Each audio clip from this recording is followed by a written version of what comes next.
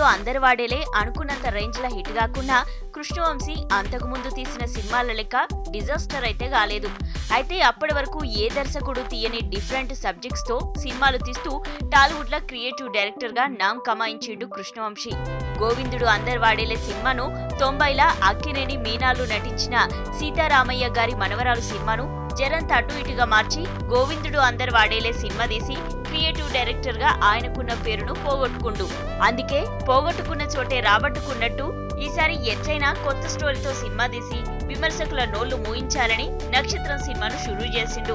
ఈ cinema shooting షురూ అయిన కొన్ని దినాలకే ఈ సినిమాలో యాక్ట్ చేసే హీరో హీరోయిన్లు టెక్నీషియన్ల ఫస్ట్ లుక్స్ వీడియోస్ తో నక్షత్రం మూవీపై మస్తు హైప్ క్రియేట్ చేసిండు.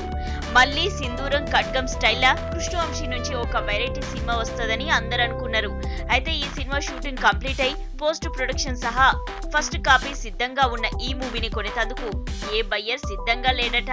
గత మే నెలలోనే ఈ సినిమా రిలీజ్ అంటూ హంగామా చేసినా ఇప్పటి వరకు ఈ సినిమాపై ఒక్క అప్డేట్ కూడా లేదు. ప్రస్తుతం బాక్సాఫీస్ దగ్గర సినిమాల జోరు పెద్దగా పోటీ లేకుండా సినిమాలు రిలీజ్ చేసుకోవడానికి ఇదే మంచి ఛాన్స్. ఈ అవకాశాన్ని నక్షత్రం మూవీ యూనిట్ పెద్ద యూజ్ చేసుకుంటలేదు.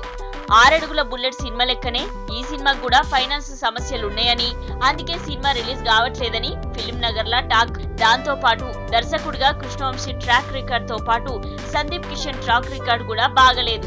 నక్షత్రం విడుదలై మంచి ఫలితాల్ని అందుకుంటే బాలయ్యతో రైతు సినిమా చేసే అవకాశం దక్కుతుందేమో అని ఆశిస్తున్న కృష్ణవంశీకి నక్షత్రం సినిమా ఎంతకు విడుదలకు నోచుకోకపోవడంపై మస్తు నారాజుగున్నాడట.